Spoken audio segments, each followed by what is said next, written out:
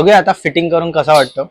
तर हा आहे मित्रांनो एक्सपर्ट साठी ऑर्डर केलेला क्रॅश गार्ड। तो 1 वीक झालाय हा डिलिव्हर झालाय, पण अजूनपर्यंत मी याला अनबॉक्स नाही केलाय। ऍक्सेसरी फिट करण्यासाठी मेकॅनिकच नाही भेटत आहे आणि जे मेकॅनिक आहेत अवेलेबल जे ऍक्सेसरीजच काम करतात ते लोक फुल ऑन दिवाळीमध्ये बिझी आहेत। तर त्यांनी सांगितलं दिवाळी झाल्यावरती। तर एक मित्र होता जो कमेंट करत होता की मला हे बघायचंय, कोणतं मागवलंय ते सांग। त्याला ह्याची पूर्णपणे डिटेल्स हवी होती की कोणता क्रॅश गार्ड मागवलाय, कोणत्या कंपनीचा मागवलाय। तर आता आपण आहे ना फायनली एक अनबॉक्सिंग व्हिडिओ बनवून घेऊयात, नंतर फिटिंगची व्हिडिओ वेगळी बनवूयात। कारण की त्या मित्राने खूप डेस्पिरेटली वेट केलाय, 2-3 व्हिडिओज पासून कमेंट करतोय की भाई क्रॅश गार्ड दाखव, क्रॅश गार्ड दाखव। सो फायनली मित्रा क्रॅश गार्ड इज हिअर। चला आता अनबॉक्स करू।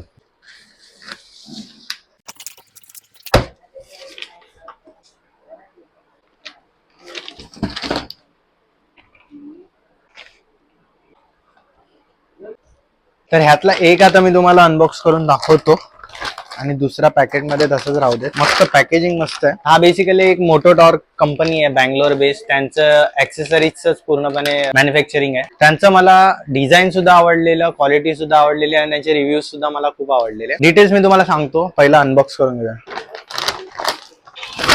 तर रेड कलर मध्ये मी ऑर्डर केलाय, कारण की रेड आणि ब्ल्यू आणि व्हाईट, तर त्याच्यावरती हा रेड कलर खूप छान जात होता आणि मस्त कॉम्बिनेशन केलंय लोकांनी। फिनिश बघितली तर असं वाटतं इलेक्ट्रिकल मशीनवाली फिनिश असते ना, त्याचे वेल्डिंगचे जॉईंट्स आहेत ना खूप मस्त आहेत, म्हणजे असे थोडे असे फिट अँड फिनिश वाले वाटतात। हे बघा तुम्ही,